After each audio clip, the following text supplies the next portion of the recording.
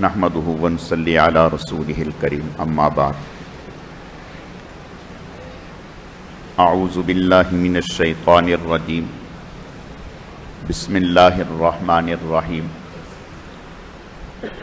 وجاہدوا فی اللہ حق جہادہ هو اجتباکم وما جعل علیکم فی الدین من حرج صدق اللہ مولانا العظیم۔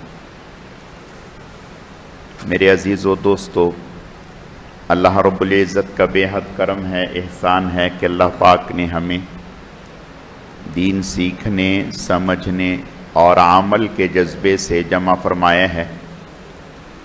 اللہ تعالی ہم سب کا آنا، سننا، سنانا اپنی بارگاہ میں قبول فرمائے، کمی کوتاہیوں کو معاف فرمائے۔ ساتھ آپ یہاں آ جائیں۔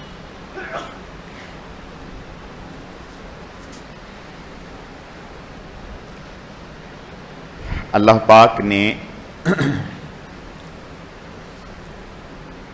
دین کو بھی اور دنیا کو بھی، دونوں کو اسباب سے جوڑا ہے۔ نہ دین بغیر اسباب کے آتا ہے، نہ دنیا بغیر اسباب کے آتی ہے۔ جیسے دنیا کے لیے اسباب اختیار کرنے پڑتے ہیں، پھر دنیا حاصل ہوتی ہے، ایسے ہی دین کے لیے بھی اسباب اختیار کرنے پڑتے ہیں، پھر دین آتا ہے۔ آپ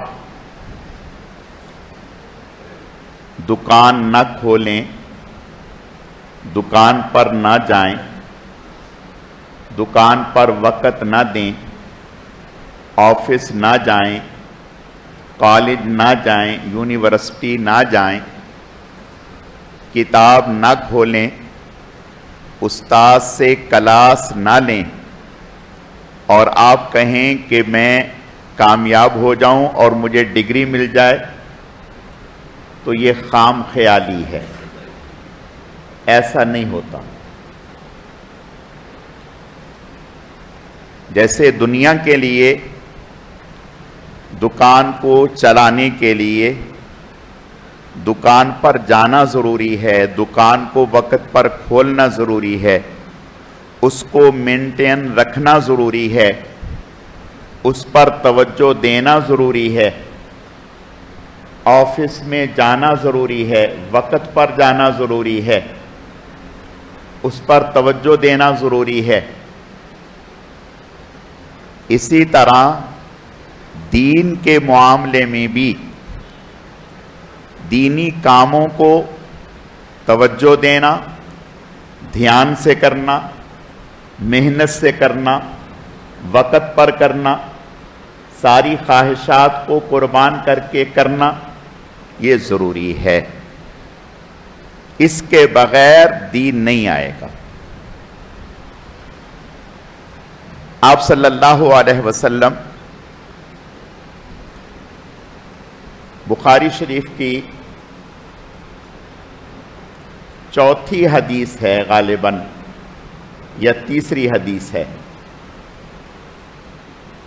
کہ آپ صلی اللہ علیہ وسلم پر شروع میں مبارک خوابوں کا سلسلہ شروع ہوا۔ آپ صلی اللہ علیہ وسلم کو خواب آیا کرتے تھے،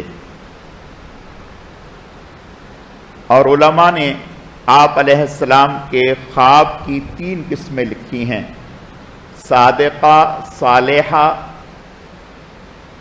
اور اسی طرح ایک اور قسم لکھی ہے کہ آپ صلی اللہ علیہ وسلم کے یہ خواب 3 طرح کے ہوا کرتے تھے۔ بعض خواب ایسے ہوتے تھے کہ تعبیر بالکل واضح ہوتی تھی، صادقہ، لیکن اس تعبیر میں خواب کے خوشگوار پہلو بھی ہوتے تھے، ضرر رساں بھی ہوتے تھے۔ جیسے آپ صلی اللہ علیہ وسلم نے خواب دیکھا کہ میں نے اپنی تلوار کو حرکت دی، وہ ٹوٹ گئی، پھر حرکت دی تو ٹھیک ہو گئی. اسی طرح آپ نے ذبح شدہ گائے دیکھی تو آپ نے تعبیر ارشاد فرمایا کہ یہ جو میری تلوار کا ٹوٹنا ہے یہ احد میں ہمیں جو شکست ہوگی اس کی طرف اشارہ ہے، اور جو میں نے ذبح شدہ گائے دیکھی ہیں احد میں جو صحابہ شہید ہوئے اس کی طرف اشارہ ہے. اور صالحہ وہ خواب جو خواب بالکل واضح بھی ہوتے اور تعبیر بھی بالکل واضح ہوتی اور خوشگوار ہوتی، اس میں کوئی ایسے نقصان والا پہلو نہ ہوتا. تو یہ مبارک سلسلہ شروع میں 6 مہینے تک یہ رہا. پھر آپ صلی اللہ علیہ وسلم پر ثم حبب الیہ الخلا، پھر خلوت آپ کو محبوب بنا دی گئی. یعنی آپ صلی اللہ علیہ وسلم پہلے خلوت نہیں اختیار کیا کرتے تھے، لیکن جب نبوت کے آثار آپ پر نمودار ہونے تھے، اللہ تعالیٰ کی طرف سے وہ وقت آ چکا تھا جس وقت میں آپ کو دولت عطا کرنی تھی. ایک ہے اللہ کے علم میں آپ کا روز اول میں طے ہو جانا، یہ اللہ کے علم میں تھا، لیکن عملاً آپ صلی اللہ علیہ وسلم کو یہ دولت عطا کر دی جائے. اس کا اظہار جب ہونے کا وقت آیا تو آپ صلی اللہ علیہ وسلم گھر سے 10 دن کا، 15 دن کا، 20 دن کا زیادہ راہ راشن لے کر، کھانے کا سامان لے کر غار حرا میں تشریف لے جاتے. 10 دن، 15 دن، 20 دن، مہینہ بھی وہاں گزارتے. یہاں ایک بات تو محدثین نے یہ لکھی کہ آپ صلی اللہ علیہ وسلم جب جاتے تھے تو زاد راہ لے کر کے جاتے تھے. تو یہاں یہ بات سمجھا دی کہ اگر کوئی یہ سمجھے کہ زاد راہ یعنی آپ سفر پہ جا رہے ہیں یا کہیں جا رہے ہیں تو روپیہ پیسہ جانے آنے کا خرچہ جیب میں رکھ کے جائیں، یہ عین توکل ہے. زاد راہ نہ لینا اور چلے جانا کہ اللہ تعالیٰ کافی ہیں تو اللہ کے نبی صلی اللہ علیہ وسلم کے طریقے کے خلاف ہے. آپ زاد راہ لے کے جاتے تھے، جب توشہ ختم ہو جاتا پھر واپس تشریف لاتے تھے، پھر 1-2 دن گھر گزارتے اور پھر وہاں تشریف لے جاتے تھے. کبھی حضرت خدیجہ الکبریٰ رضی اللہ تعالی عنہا آپ کو وہاں کھانا دینے کے لیے تشریف لے جاتے، تو مہینہ بھی آپ نے وہاں گزارا. اب آپ تھوڑا سا ایک بات کو سمجھیں، کیا وہاں جانا ضروری تھا؟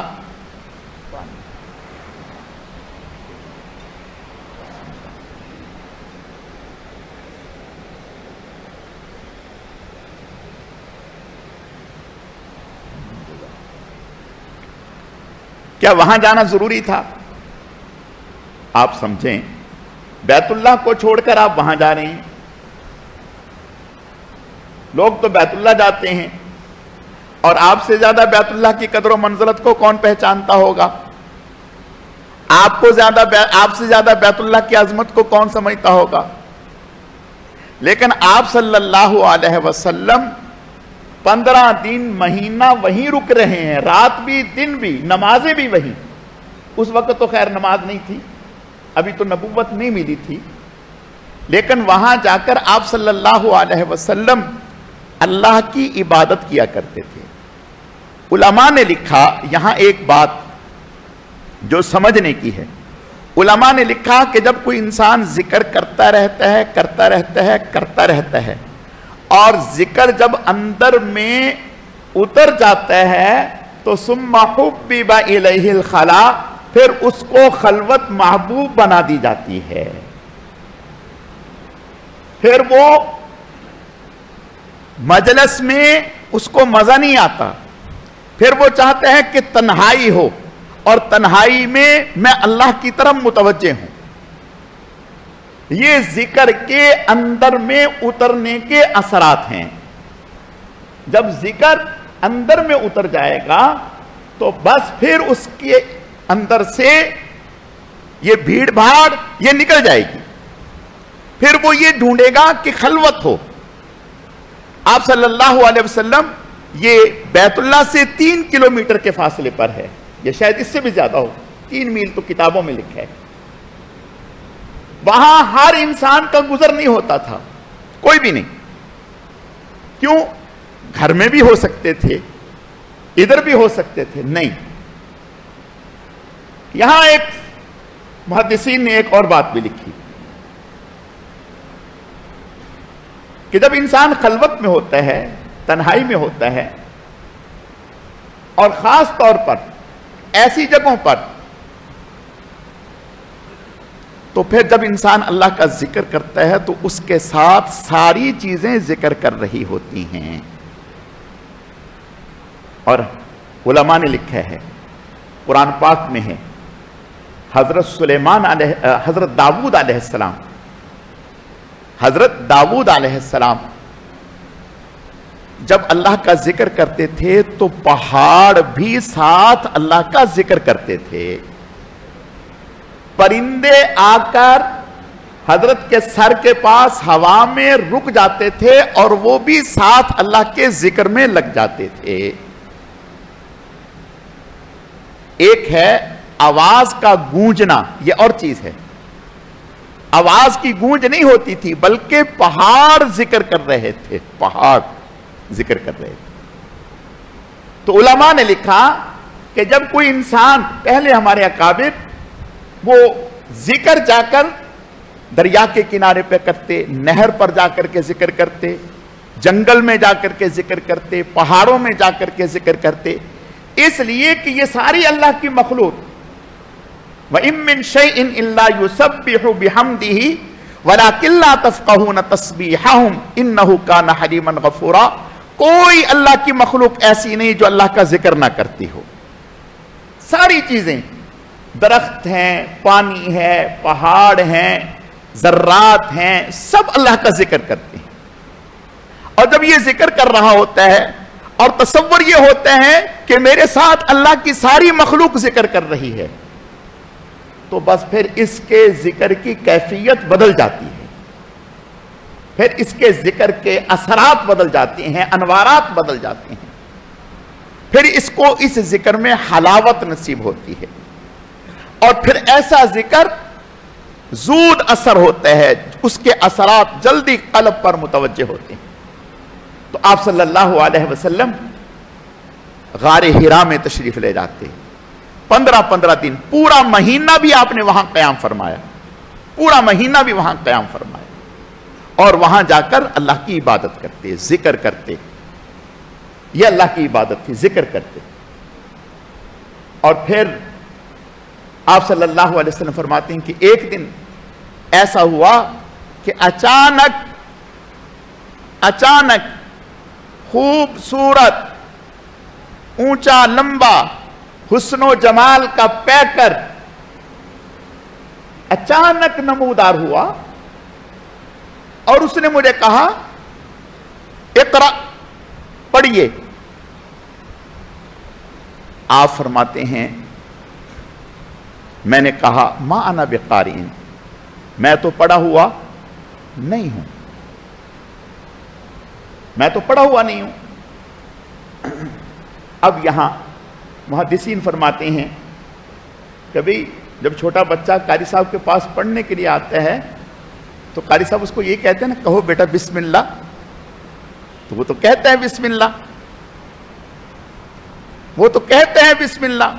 قاری صاحب کہتے ہیں کہو الف، وہ کہتے ہیں الف۔ ایک چھوٹا بچہ الف کہہ رہا ہے اور وہ یہ نہیں کہہ رہا کہ میں پڑھا ہوا نہیں ہوں۔ آپ صلی اللہ علیہ وسلم سے جب یہ کہا جا رہا ہے کہ آپ پڑھیں، اور آپ فرما رہے ہیں ما انا بقارئ، میں پڑھا ہوا نہیں ہوں، ایسا کیوں؟ تو علماء نے ایک جواب تو اس کا یہ لکھا کہ حضرت جبرائیل علیہ السلام جنت کے ریشم کے ٹکڑے پر یہ آیتیں لکھ کر کے لائے تھے، اقرأ بسم ربک الذی خلق خلق الانسان من علق اقرأ وربک الاکرم الذی علم بالقلم علم الانسان ما لم یعلم، اور اس کی طرف اشارہ کر کے فرمایا کہ پڑھیے۔ اب حضور نے فرمایا ما انا بقاری، میں پڑھا ہوا نہیں۔ اور دوسری وجہ علماء نے لکھا سنلقی علیک قولا ثقیلا، اللہ قرآن پاک کے بارے میں کہتے ہیں کہ ایسا ہم نے کلام اتارا، لو انزلنا هذا القرآن على جبل لرأيته خاشعا متصدعا من خشیۃ اللہ، اگر اس قرآن کو پہاڑوں پر اتار دیا جاتا تو وزن برداشت نہ کر سکتے، ریزہ ریزہ ہو جاتے۔ اس میں اتنا ثقل ہے، قرآن پاک میں اتنا ثقل ہے۔ حضرت عائشہ صدیقہ رضی اللہ تعالیٰ عنہ فرماتی ہیں کہ جب آپ صلی اللہ علیہ وسلم پر وحی آتی تو آپ صلی اللہ علیہ وسلم ایسے ہو جاتے جیسے آپ کا جسم نچوڑ دیا گیا، نچوڑ دیا گیا، یعنی بہت زیادہ شدت کو برداشت کرنا پڑتا، بہت زیادہ شدت کو برداشت کرنا پڑتا۔ اور حضرت آدم علیہ السلام پر پوری زندگی میں 10 مرتبہ وحی آئی ہے بس، اور 10 مرتبہ انہیں اس کیفیت سے گزرنا پڑا ہے۔ حضرت نوح علیہ السلام پر 40 مرتبہ، اسی طرح حضرت ابراہیم علیہ السلام پر 20 مرتبہ، جناب رسول اللہ صلی اللہ علیہ وسلم پر کئی 22,000 مرتبہ یا اس سے بھی زیادہ آپ پر وحی آئی ہے، اور آپ کو اس کیفیت سے دوچار ہونا پڑا۔ صحابہ اکرام فرماتے ہیں کہ آپ کی حالت ہم اس سے دیکھی نہیں جا رہی ہوتی تھی، ہم آپ پر کپڑا ڈال دیا کرتے تھے، چہرے پر کپڑا ڈال دیا کرتے تھے جب وحی آپ پر آتی تھی۔ سخت سردی کے زمانے میں سخت سردی، دانت ٹھٹر رہے ہیں، اور حضور صلی اللہ علیہ وسلم پر جب وحی آتی تو آپ کے پیشانی پر پسینے کے قطرے گرنے لگتے۔ دیکھیں، آپ سردی کے زمانے میں کوئی وزنی کام اٹھائیں، کوئی ایسا وزن اٹھائیں جو آپ کی طاقت سے باہر ہو، دیکھیں آپ کو پسینہ آتا ہے کہ نہیں آتا؟ حضرت مولانا فضل الرحمان گنج مراد آبادی، یہ ہمارے بڑے اکابر میں سے گزرے ہیں۔ ان کے پاس ایک شیخ الحدیث تشریف لائے اور ان سے آ کر کے کہا، اور ساتھ میں شاگرد بھی تھے، ان سے آ کے کہا کہ مجھے حدیث کی اجازت دے دیں۔ حدیث کی اجازت کا مطلب یہ ہوتا ہے کہ آپ میرے واسطے سے آگے حدیث نقل کر سکتے ہیں، اس سے سند میں اختصار ہو جاتا ہے، یعنی حضور سے لے کر اس تک واسطے کم ہو جاتے ہیں، اور یہ محدثین کے ہاں اس کو بڑا اونچا مقام سمجھا جاتا ہے۔ اور بخاری شریف میں 22 ثلاثیات ہیں، یعنی 22 ایسی حدیثیں ہیں جن میں امام بخاری سے حضور تک صرف 3 واسطے ہیں، 3۔ اور اس پر امام بخاری بہت خوش ہوتے ہیں کہ بھی میری کتاب میں سب سے زیادہ ثلاثیات ہیں، یعنی میری کتاب میں سب سے زیادہ ایسی حدیثیں ہیں کہ مجھ سے لے کر حضور تک صرف 3 واسطے، اور بہت خوش ہوتے ہیں کہ ایسی کسی اور کتاب میں نہیں ہے جو میری کتاب میں ہے۔ اور آپ حیران ہوں گے، ان 22 واسطوں میں 20 روایتیں ایسی ہیں، کل 22 ہیں، جن میں سے 20 روایتیں ایسی ہیں جن میں امام بخاری کے شیخ یا ان کے شیخ امام ابو حنیفہ کے شاگرد ہیں۔ نہیں سمجھ میں یہ بات؟ یعنی ان 20 روایتوں میں 20 ثلاثیات میں امام بخاری کے استاد یا ان کے استاد جو ہیں وہ امام ابو حنیفہ رحمت اللہ علیہ، یعنی اس میں امام ابو حنیفہ کی شاگردی میں ہیں۔ خیر، یہ تو بیچ میں بات ہے۔ تو میں یہ کرنا چاہ رہا تھا کہ ان کے پاس یہ شیخ الحدیث آئے اور آ کر کے کہنے لگے کہ مجھے حدیث کی اجازت دے دیں۔ انہوں نے کہا کہ ٹھیک ہے، آپ حدیث پڑھیں، 1 حدیث پڑھیں، 2 پڑھیں، میں آپ کو اجازت دے دوں۔ انہوں نے سند پڑھی. سند کہتے ہیں نام، فلاں راوی فلاں راوی فلاں راوی، یہ سند ہے. آگے حدیث کی عبارت شروع ہوتی ہے. جب حدیث کی عبارت پڑھنے لگے تو ان کی آنکھوں کے سامنے اندھیرا آ گیا اور زبان گنگ ہو گئی، بول نہیں رہے. اب وہ کہہ رہے ہیں پڑھو بھائی، اب ان سے پڑھا ہی نہیں جا رہا. شاگرد حیران ہیں کہ یہ تو ہمارے استاد ہیں جو اتنے عرصے سے ہمیں پڑھا رہے ہیں اور اب ان سے پڑھے نہیں جا رہا. انہوں نے کہا کتاب بند کر دو، بند کر دو. انہوں نے کہا کہ حضرت نے فرمایا میں نے ان پر توجہ ڈالی تھی تاکہ ان کو پتہ چل جائے کہ الفاظ رسول اللہ صلی اللہ علیہ وسلم کے الفاظ میں وزن کتنا ہے، طاقت کتنی ہے. تو اس توجہ کی وجہ سے یہ رسول اللہ صلی اللہ علیہ وسلم کے الفاظ ادا نہیں کر سکے، ان کی زبان نے ساتھ چھوڑ دیا، آنکھوں کے سامنے اندھیرا چھا گیا. فرمایا جب رسول اللہ کے الفاظ میں یہ وزن ہے تو اللہ کے کلام میں کیا وزن ہوگا، اور جس کے بارے میں اللہ خود کہہ رہے ہیں اِنَّا سَنُلْقِي عَلَيْكَ قَوْلًا ثَقِيلًا، ہم نے ایسا قول اور ایسا کلام آپ پر اتارا ہے، اتنا وزنی ہے کہ اگر پہاڑوں پہ ڈال دیا جائے تو پہاڑ نہ اٹھا سکیں. تو حضور علیہ السلام جو فرما رہے تھے ما انا بقارئ، میں پڑھا ہوا نہیں ہوں، تو اس کا معنی یہ ہے کہ ان الفاظ میں ثقل اتنا ہے، وزن اتنا ہے، قوت اتنی ہے، طاقت اتنی ہے، میری طاقت جواب دے رہی ہے، میری ہمت نہیں ہو رہی، میری قوت ساتھ نہیں دے رہی کہ میں ان کو پڑھ سکوں. اب جب یہ صورتحال ہوئی تو اب کیا کرنا ہے؟ اب جبرائیل علیہ السلام نے کیا کیا؟ انہوں نے حضور علیہ السلام کو پکڑا اور کس کے دبایا. حضور علیہ السلام کو پکڑا، سینے سے لگایا اور کس کے دبایا. اتنا دبایا حدیث کے الفاظ ہیں حتی بلغ من الجہد. آپ نے ارشاد فرمایا کہ جبرائیل نے مجھے اتنا دبایا میری طاقت جواب دے گئی. مجھے یوں لگتا تھا میں ختم ہو جاؤں. چھوڑ دیا، ایک دفعہ دبایا چھوڑ دیا. فرمایا پڑھیں. آپ نے پھر وہی کہا، پھر دوسری مرتبہ دبایا، پھر فرمایا پڑھیں. آپ نے فرمایا ما انا بقاری. پھر تیسری مرتبہ دبایا. تو محدثین فرماتے ہیں کہ یہ دبانا در حقیقت کرنٹ دینا تھا، روحانی طاقت. یہ روحانی طاقت دینی تھی، استعداد. پہلے دبایا، کرنٹ دیا، پھر دبایا. جب تیسری مرتبہ دبایا اور فرمایا اقرأ بسم ربک الذی خلق الانسان من علق، بس پھر کیا تھا؟ پھر تو فرافر پڑھنا شروع ہو گیا. میں عرض یہ کرنا چاہتا ہوں، بات لمبی ہو گئی، کہ دین بغیر اسباب کے نہیں آتا. جیسے دنیا بغیر اسباب کے نہیں آتی، ایسے ہی دین بھی بغیر اسباب کے نہیں آتا. اور پھر جیسے دنیا کو حاصل کرنے کے لیے مشقت اٹھانی پڑتی ہے، ایسے ہی دین کو اٹھانے کے لیے بھی، حاصل کرنے کے لیے بھی مشقت اٹھانی پڑتی ہے.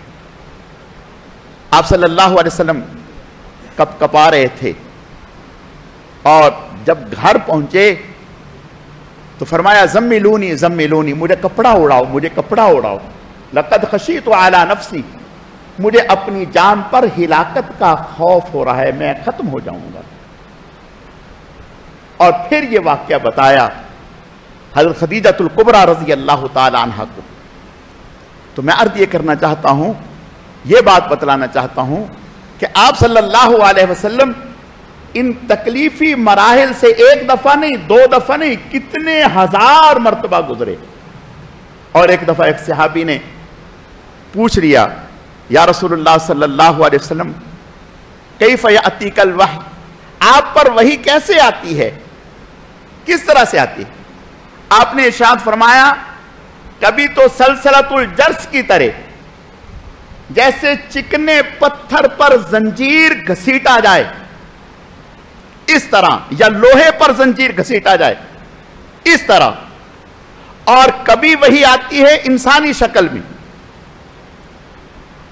آپ نے ارشاد فرمایا جب وہی اس طرح آتی ہے کہ فرشتہ اپنی اصلی شکل میں آتا ہے اور سلسلۃ الجرس، اس وقت مجھے بہت شدت سے گزرنا پڑتا ہے، اس وقت بہت تکلیف اٹھانی پڑتی ہے۔ اور جب وہی اس طرح آتی ہے کہ فرشتہ انسانی شکل میں آتا ہے اور آ کر کے بات کرتا ہے، اس وقت کوئی پریشانی نہیں ہوتی۔ میں عرض یہ کرنا چاہتا ہوں کہ دین بغیر مشقت کے نہیں، دین تو مشقت سے آئے گا۔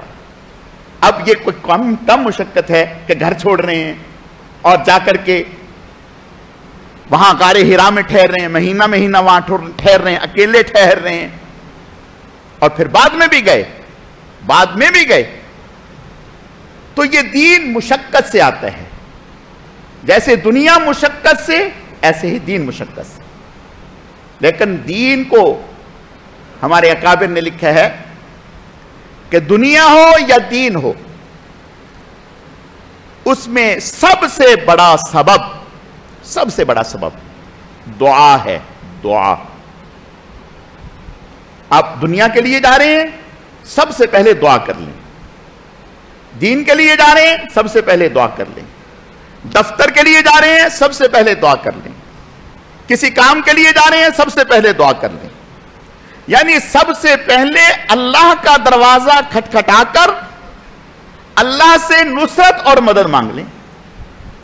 اب بتائیں ہم دن میں کتنے کام کرتے ہوں گے دنیا کے؟ 100، 200، 150، 300 مختلف لوگوں سے۔ مثال کے طور پر ایک آدمی فون سنتا ہے، اس کا کام ہے فون سننا، ٹھیک ہے، اس نے 50 لوگوں کا فون سنا۔ ہر کال آنے سے پہلے اگر وہ یہ کہہ دے بسم اللہ، یا اللہ پاک میں آپ کے نام کے ساتھ سن رہا ہوں، یہ جو فون آ رہا ہے اے اللہ خیر کا ہو، اے اللہ اس میں شر نہ ہو۔ اس میں کتنی دیر لگتی ہے؟ یہ دل میں اعلان ہے، اے اللہ اس میں شر نہ ہو، اس میں نقصان نہ ہو، یا اللہ پاک اس میں میرے دین کے اعتبار سے، میرے دنیا کے اعتبار سے فلاح ہو، کامیابی ہو۔ یا اللہ پاک یہ جو میں فون سنوں گا، یہ میرے دین کے لیے کوئی مصیبت نہ ہو، میری دنیا کے لیے کوئی مصیبت نہ ہو، کوئی ایسی ناگہانی والی خبر نہ ہو کہ سن کر کے میں پریشان ہو جاؤں۔ اگر آپ نے 50 مرتبہ فون سنا، بات کی، تو 50 مرتبہ اللہ سے تعلق جوڑا نہیں جوڑا؟ اور یہ کتنی بڑی بات ہے کہ 50 مرتبہ آپ اللہ کی طرف متوجہ ہو گئے۔ پھر گاہک آیا، ابھی آ رہا ہے، آپ حضرات اس کو مطمئن کر دیں، آپ کے مطمئن کرنے سے وہ مطمئن نہیں ہوگا، بس آنے سے پہلے اللہ کی طرف متوجہ ہو جائیں۔ اے اللہ یہ آپ ہی نے بھیجا ہے، اے اللہ اپنے کرم سے اس کا آنا میرے لیے باعث رحمت بنا دے، باعث برکت بنا دے، باعث عافیت بنا دے۔ اے اللہ اپنے کرم سے اس کے ذریعے سے مجھے رزق حلال نصیب فرما، میری زبان سے کوئی ایسی بات نہ ہو جو جھوٹ پر مبنی ہو، جو غلط بیانی پر مبنی ہو، جو دھوکہ دہی پر مبنی ہو، کوئی ایسی بات میری زبان سے نہ نکلے۔ یا اللہ پاک میری زبان سے خیر کے جملے نکلیں۔ یعنی گاہک آ رہا ہے، آپ اس کی طرف متوجہ نہیں، اللہ کی طرف متوجہ ہیں، تو کیا اللہ ان چیزوں کو دیکھ نہیں رہے؟ اللہ ان چیزوں کو جانتے نہیں کہ میرا ایک بندہ ہے، فون سن رہا ہے تو میری طرف متوجہ، کسی انسان سے بات کر رہا ہے تو میری طرف متوجہ، اپنے گھر والوں سے بات کر رہا ہے تو میری طرف متوجہ، بچوں سے بات کر رہا ہے تو میری طرف متوجہ۔ حضرت ڈاکٹر عبدالحی صاحب نور اللہ مرقدہ حضرت فرماتے تھے، کتابوں میں لکھا ہے، حضرت نے فرمایا کہ اب تم شاید لمبے لمبے مجاہدے نہ کر سکو، ٹوٹ کے بتاتا ہوں تمہیں۔ فرمایا کہ جب کوئی اس طرح سے ہو، فوراً اللہ کی طرف متوجہ ہو جاؤ، فوراً اللہ کی طرف متوجہ ہو جاؤ، ہر کام میں اللہ کی طرف متوجہ ہو جاؤ۔ مثلا ہم گاڑی میں بیٹھے، ذہن میں یہ ہے کہ گاڑی میں بیٹھے 10 منٹ کا سفر ہے دفتر کا، کیا مشکل ہے، یوں چلے جائیں گے۔ اب آپ گاڑی میں بیٹھے، اگلے ہی قدم پر ایکسیڈنٹ ہو گیا، گاڑی کا نقصان بھی ہو گیا، دوسرے کا نقصان بھی ہو گیا، وقت بھی برباد ہوا۔ تو گاڑی میں بیٹھنے سے پہلے یہ دعا کر لیں، یا اللہ پاک آپ ہی کے کرم سے پہنچوں گا، یہ گاڑی بھی آپ ہی کے کرم سے چلے گی، اس کی حفاظت بھی آپ ہی کے کرم سے ہوگی، یا اللہ پاک اس گاڑی سے کسی کا نقصان نہ ہو، اور کسی سے میری گاڑی کا نقصان نہ ہو، نہ میری جان کا نقصان ہو۔ یہ کہنے میں کیا جاتا ہے، کوئی پیسے خرچ ہوتے ہیں؟ جب ہم یہ کہیں گے تو اللہ کی طرف متوجہ ہو جائیں گے۔ اور دعا بہت بڑا ہتھیار ہے، بہت بڑا ہتھیار ہے۔ حدیث شریف میں آتا ہے، آپ صلی اللہ علیہ وسلم کا ارشاد ہے، جس کو دعا دے دی گئی، دعا مانگنا دے دیا گیا، اس کے لیے رحمت کا دروازہ کھول دیا گیا، اور جو دعا سے محروم ہو گیا وہ خیر سے محروم ہو گیا، جو دعا سے محروم ہو گیا وہ خیر سے محروم ہو گیا۔ تو دعا خود کرنی بھی چاہیے، لینی بھی چاہیے، خود کرنی بھی چاہیے اور لینی بھی چاہیے۔ اور دعا کے لیے یہ ضروری نہیں ہر ایک دوسرے کو دعا کے لیے کہہ سکتا ہے۔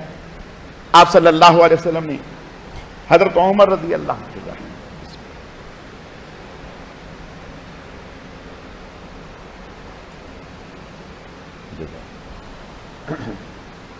حضرت عمر رضی اللہ تعالیٰ عنہ سے، حضرت عمر رضی اللہ تعالیٰ عنہ حضور سے فرمانے لگے، یا رسول اللہ مجھے اجازت ہے۔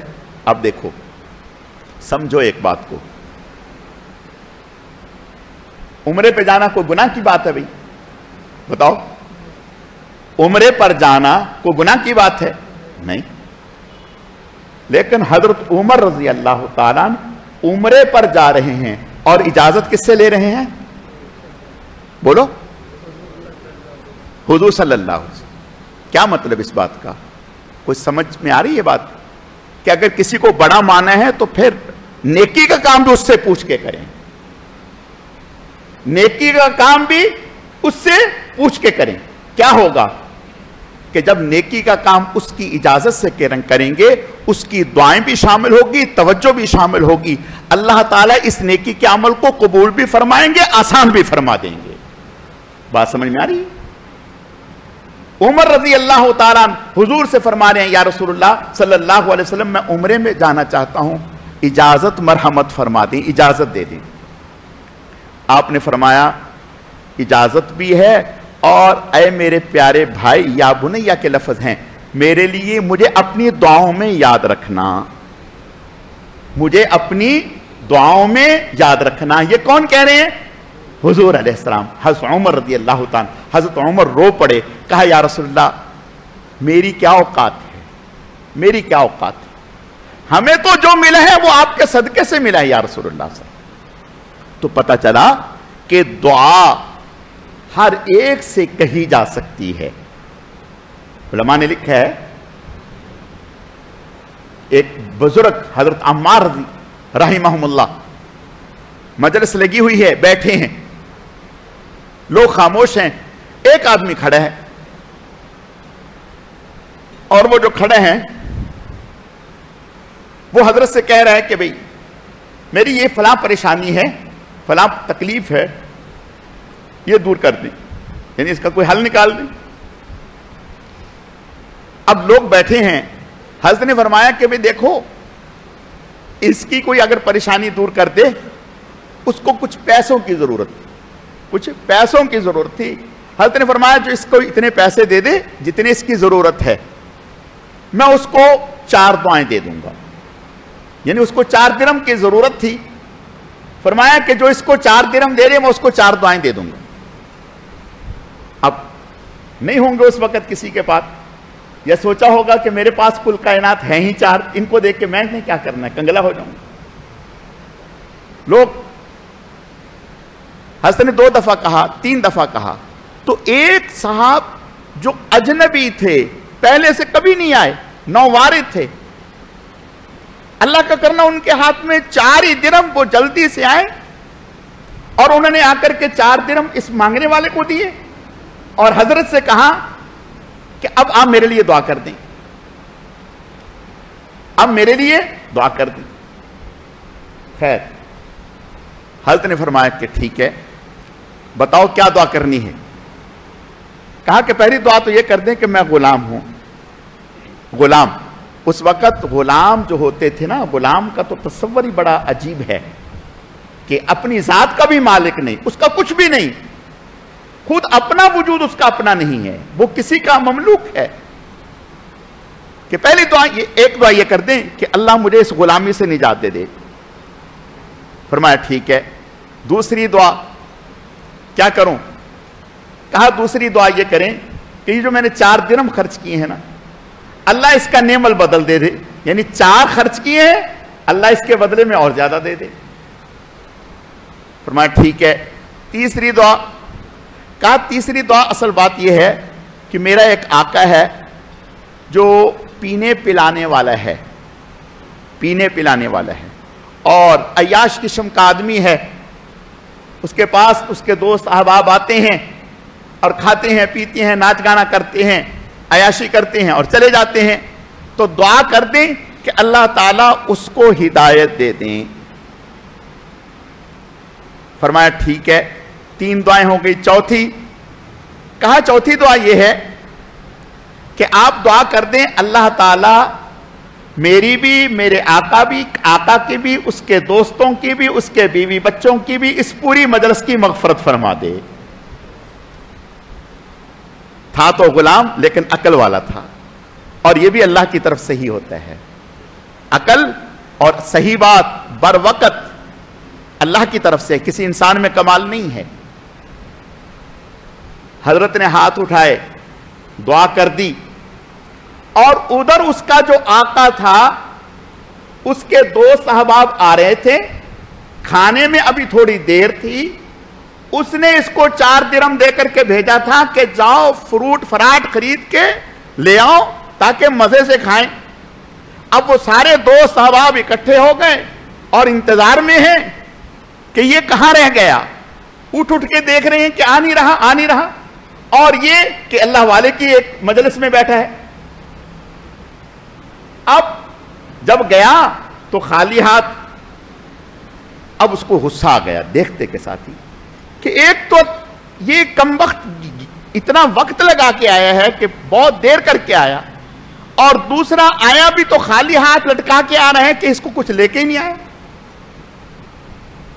اس کو بہت غصہ آیا، اس نے اس کے تیور پڑے اور اس نے کہا کہ جلدی بول، خالی ہاتھ آیا ہے، اتنی دیر بھی لگائی ہے، کیوں؟ تجھے ملا کچھ نہیں؟ کہا بہت خالی ہاتھ نہیں آیا۔ کہا خالی ہاتھ نہیں آیا؟ کہا پھر؟ کہا بہت کچھ لایا ہوں، بہت کچھ لایا ہوں۔ وہ حیران ہوا کہ بہت کچھ نظر تو آ نہیں رہا۔ کہا کیا مطلب؟ کہا مطلب یہ ہے کہ میں جا رہا تھا، ایک اللہ والے کی مجلس لگی ہوئی تھی، تو میں وہاں کھڑا ہو گیا، تو اس طرح سے ایک آدمی تھا پریشان حال، تو وہ اپنی ضرورت کی وجہ سے رو رہا تھا، تو انہوں نے کہا کہ بھئی کوئی اس کی ضرورت پوری کر دو، میں اس کو دعائیں دوں گا۔ تو کسی کے پاس پیسے نہیں ہوں گے تو کوئی نہ اٹھا، تو میں نے جلدی سے اس کے ہاتھ میں پیسے رکھے اور میں نے کہا اچھا جلدی بتاؤ۔ تو پھر انہوں نے دعائیں جو کہی تھی، تو آپ نے کیا دعا کروائی؟ ایک بات یاد رکھو، اس بات کو بھی یاد رکھنا، اگلی بات بھی سن لو۔ جب دعا قبول ہوتی ہے نا تو پھر ایسے ہوتی ہے چٹ منگنی پٹ بیا۔ نوجوان ہنسے ہیں، یعنی جب دعا قبول ہوتی ہے تو بس پھر ایسے۔ حضرت ابو ہریرہ رضی اللہ تعالیٰ عنہ کہتے ہیں کہ میری والدہ مشرکہ تھی، کافرہ تھی، کبھی کبھی ایسے الفاظ کہہ جاتی کہ میں خون کے گھونٹ پی لیتا، تو میں حضور کے پاس گیا، یا رسول اللہ صلی اللہ علیہ وسلم میری والدہ کے لیے ہدایت کی دعا کر دو۔ آپ نے ہاتھ اٹھائے اور چہرے پر پھیرے، میں نے دھوڑ لگا دی کہ دیکھو ابو ہریرہ پہلے پہنچتے ہیں، یہ محمد صلی اللہ علیہ وسلم کی دعا پہلے پہنچتی ہے۔ کہنے لگا جب میں گھر پر پہنچا تو والدہ کے نہانے کی آواز آ رہی تھی، غسل کی آواز آ رہی تھی۔ میں نے دروازے پر دستک دی، انہوں نے پوچھا کون؟ میں نے کہا ابو ہریرہ۔ انہوں نے کہا کہ ٹھہر جاؤ۔ جب وہ نہا کے فارغ ہوئی، دروازہ کھولا، میں اندر گیا، میں نے کہا خیریت ہے؟ کہا خیریت نہیں، بس لے چلو محمد الرسول اللہ کے قدموں میں کلمہ پڑھا دو۔ بات سمجھ میں آ رہی؟ اللہ تعالیٰ بعض دفعہ اپنے محبوب بندوں کی دعائیں ایسے قبول کرتے ہیں۔ یہ غلام کہتے ہیں کہ جب میں گیا تو میں نے آقا سے کہا کہ یہ معاملہ ہو گیا، تو آقا نے کہا کیا دعا کرائی تھی؟ کہا میں نے پہلے دعا یہ کروائی تھی کہ مجھے آزادی مل جائے۔ انہوں نے کہا کہ میں نے تجھے آزاد کر دیا، میں نے تجھے آزاد کر دیا۔ دوسری دعا کیا کروائی تھی؟ کہا دوسری دعا یہ کروائی تھی کہ 4 درہم کے بدلے میں اللہ مجھے اس سے کہیں زیادہ دے دے، نعم البدل دے دے۔ کہا کہ میرا جو سیکٹری ہے اس سے 400 درہم لے لو، وہ تمہارے ہو گئے۔ کہا کہ تیسری دعا کیا کروائی تھی؟ کہا تیسری دعا یہ کروائی تھی کہ میرے آقا، ان کے دوست، ان کے گھر والے، اللہ ان کو توبہ کی توفیق دے دیں۔ کہنے لگا گواہ رہو، میں کلمہ پڑھتا ہوں، توبہ کرتا ہوں سارے گناہوں سے، اور اپنے دوستوں سے کہا کہ میں نے تو توبہ کر لی، تمہاری مرضی۔ انہوں نے کہا کہ جب آپ ان کاموں میں آپ ہمارے آگے تھے، ہم آپ کے پیچھے تھے، تو توبہ میں بھی آپ ہمارے آگے ہوں گے، ہم آپ کے پیچھے ہوں گے۔ جب آپ نے توبہ کر لی، ہم بھی توبہ کرتے ہیں۔ دوستوں نے بھی توبہ کر لی، گھر والوں نے بھی توبہ کر لی، سب نے توبہ کر لی۔ کہا کہ چوتھی دعا کیا کروائی تھی؟ کہا چوتھی دعا یہ کروائی تھی اللہ تعالیٰ میری، آپ سب کی، پورے گھر والوں کی، آپ کے دوستوں کی اور پوری مجلس کی، سب کی مغفرت فرما دے۔ کہا کہ یہ میرے اختیار میں نہیں، یہ میرے اختیار میں نہیں، میرے بس میں نہیں، میں اس میں کچھ کر نہیں سکتا۔ علماء نے لکھا ہے رات کو سویا تو اس کو بشارت دی گئی، کہا کہ جو تیرے اختیار میں تھا، جب وہ تو نے کر دیا، جو ہمارے اختیار میں تھا وہ ہم نے کر دیا۔ جو تیرے اختیار میں تھا تو نے وہ کر دیا، جو ہمارے اختیار میں تھا وہ ہم نے کر دیا، ہم نے سب کی مغفرت کر دی۔ تو بھائی بات یہ ہے کہ دین محنت، اور محنت بھی کیا، بس اپنا جو شیطانی نفس ہے نا اس کا گلا دبانا، اس کے اوپر پاؤں رکھنا، بس یہ دین محنت مانگتے ہیں، اور بڑوں کے ساتھ جڑ کے لگے رہنا اور دعا کرنا، اللہ کی طرف متوجہ رہنا، اعمال کو یاد رکھیں، کتنی ہی مشقت، کتنے ہی تھکے ہوئے کیوں نہ ہوں، اپنے معمول نہ چھوڑیں، یہ یاد رکھیں، معمول نہ چھوڑیں۔ ہاں یہ کر لیں کہ اگر آپ کا مثلاً آپ نے 1000 تسبیح اللہ اللہ کی کرنی ہے، 500 تسبیح کرنی ہے، آپ تھکے ہوئے اتنے ہیں، بیمار اتنے ہیں کہ آپ سے اتنی نہیں ہو رہی، ایک کر لیں، ایک کر لیں اور دعا کر لیں، یا اللہ پاک دل تو میرا یہی چاہ رہا تھا کہ میں پورا کروں، لیکن اپنی کمزوری کی وجہ سے نہیں کر پا رہا، اے اللہ مجھے معاف فرما اور اس کو قبول فرما۔ اور کوشش کریں کہ چھٹی نہیں، ایسے تو نفس کو بہانہ مل جائے گا، نہیں، اگلے دن وہ بھی اور ساتھ یہ بھی کریں۔ اس سے انشاءاللہ کچھ وقت آپ کو ایسا رگڑے سے چلنا پڑے گا، دھکے سے۔ دیکھیں جب آپ منڈی سے گائے یا بکرا لاتے ہیں نا تو وہ اتنے پیار سے نہیں آتا، اس کو دھکے سے کھینچ کے لاتے ہیں۔ جب وہ آپ سے مانوس ہو جاتا ہے تو پھر وہ آپ کے اشاروں پر چلتا ہے۔ بالکل اسی طرح سے اپنے نفس کو پہلے رسے سے گھسیٹ کے چلانا ہے، اور جب انشاءاللہ تعالی یہ آپ کے مزاج سے واقف ہو جائے گا تو پھر انشاءاللہ تعالی اللہ نے چاہا بغیر اس کے چلنے لگے گا۔ اللہ تعالی سمجھنے کی، عمل کرنے کی توفیق عطا فرمائے۔